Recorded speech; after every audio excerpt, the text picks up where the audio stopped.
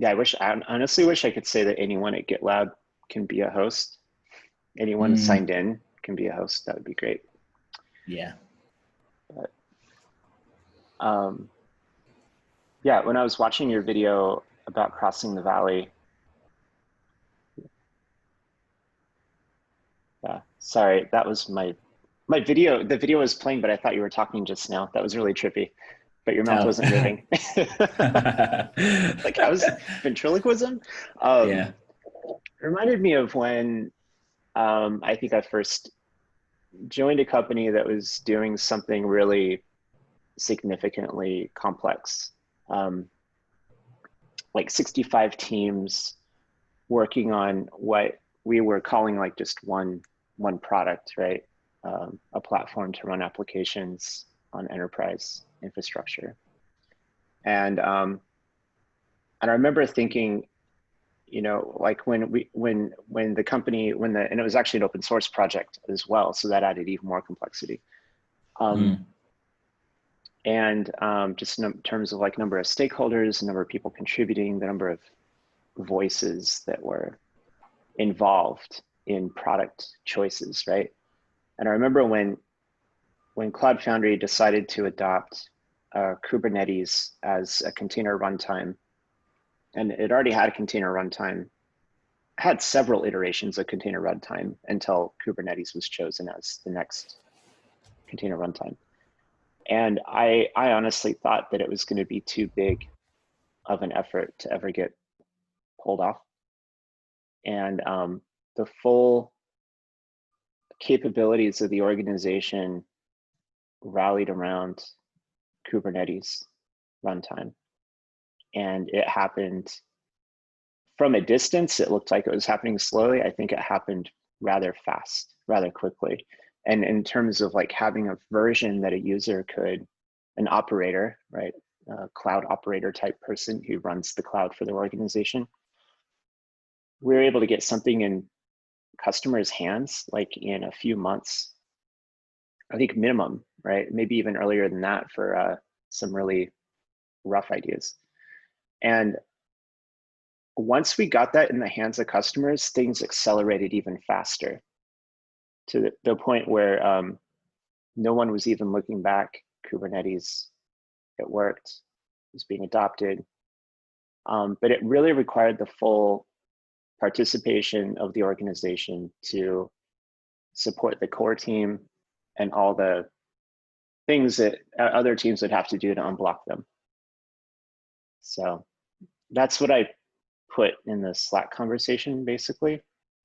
I still believe that the premise behind iteration, which is take a big vision or a big problem and break it down and incrementally approach it with a core team that's responsible, with the full weight of the organization there to support and unblock, we can do anything. And we can do it fast, you know? I think where we get stuck is when the vision becomes too complicated, right? Becomes too nuanced.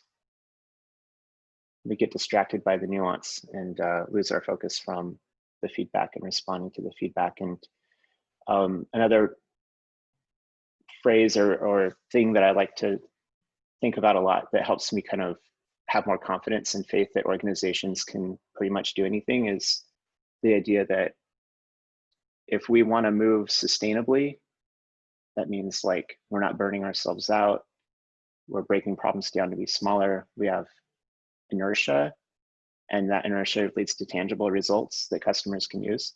If we move sustainably and we're going in the right direction, right? Sustainably and in the right direction, we can honestly do anything with focus. Yeah.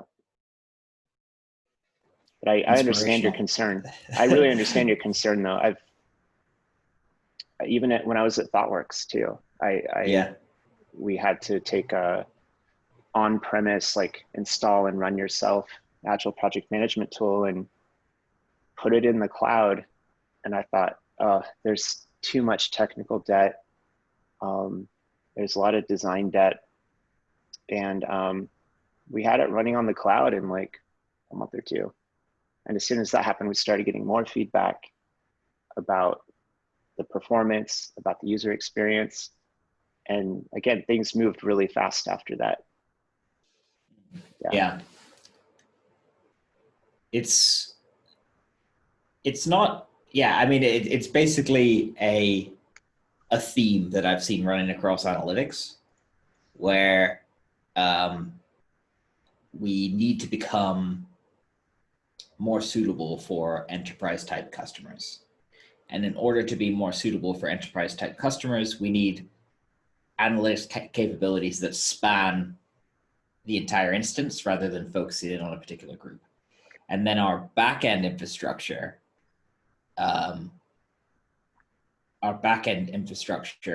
is basically not configured in the right way for us to be able to do instance level reporting. And the first the product manager I worked with, she dealt with this by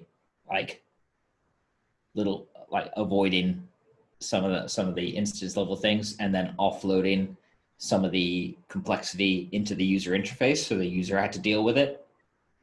And then the second product manager, he tried to create a grand vision of how this thing was going to work and build the foundation before and whilst sacrificing like incremental value to customers. So the reason I'm asking this question and I'm speaking to products, engineering, UX is because I want to create like a clear narrative of, I want to set this next product manager up for success. And I want to tell them exactly like how we should distribute our efforts and what the focus is on, because the challenge within analytics is going to remain the same. We still need to figure out how to do instance level reporting. That's not going to go away because our customers need it, but we need to like actually, the process of how we address this challenge needs to be done correctly this time because we can't have another product manager leaving. So I'm interested. It's not a concern. It's a challenge that I want to like actually address this time. Yeah. There's other things in there too, like feeling like it's okay to make mistakes, like knowing we're going to make mistakes. Yeah. I think sometimes when people, they think about a vision or an idea, they want to make it very robust out of the gates. And that's what kind of leads to this sort of hardened thinking, this thinking that it's difficult for other people to participate because we've become so rigid in our thinking, right? So I think, again, it kind of goes back to a simple concept. And that could be worded in any way. It could be worded as a competitor, something, we want to best a competitor, or we have a pithy way of describing an experience that we want people to have, customers or users. It could be, any of those things, but the thing is, it has to be really simple and we can't be too rigid in our opinions about it. It has to be a vision that can be pushed and sculpted and molded as we go through the cycles of testing that vision. And I think it sounds like maybe experiments weren't really being run in the past. It was more of I want to build a glass city and I want to build it today. Yeah, so it seems like there is a transition that's required, but over the course of the transition, a series of experiments need to be run in order to understand whether the grand vision pieces of it are worthwhile pursuing. Yeah. I think there was the I forgot what the Amazon quote was, but you need to be hot, like concrete on the outcomes, but a little bit more flexible with the details, the process of how you actually, something like that. Concrete on vision, flexible on I need to find that and maybe I'll post that in there. But that's a great way to say it. Yeah. So yeah, I agree. I think there's also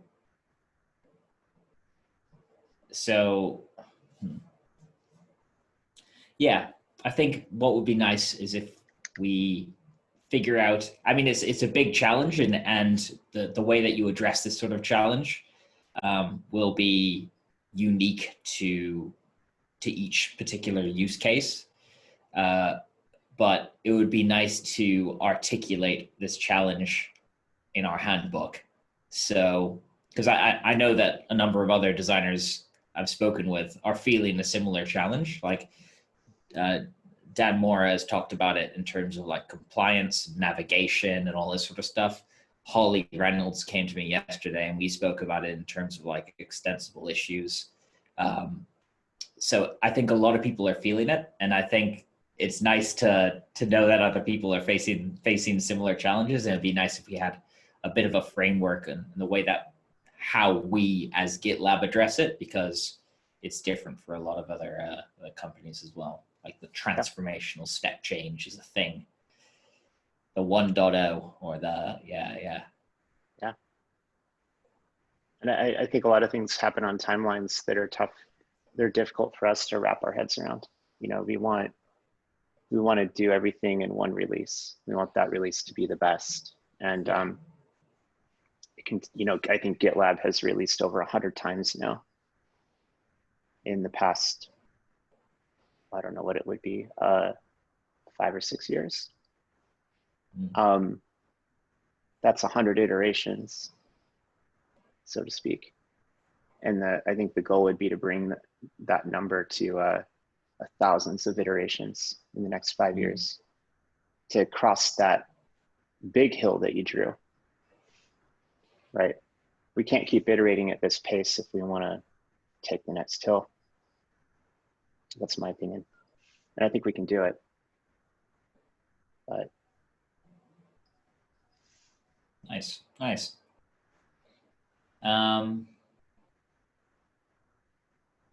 So yeah, that was what was on my mind, and I'm speaking with Jeremy about this particular problem, and I'm going to record it as a GitLab Design Talk nice. on Monday. He seems to have like some nice analogies for it as well in terms of greedy algorithms for global versus local optimization, and also he was talking about envision it like steering a ship.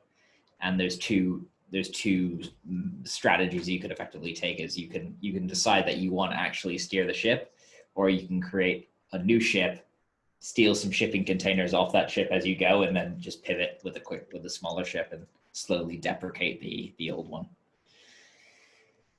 So I think there's interesting perspectives that we can get from all the different disciplines. So I'm excited to speak to everyone about that. Yeah. I'm going to think a lot about that quote, you want to be concrete on the outcomes and flexible on the details. I think that's absolutely the right approach. Easier said than done. I'll find out what the exact. You need to be stubborn on vision, but flexible on details. Stubborn on vision. Okay. Stubbornly flexible. This is from version 1.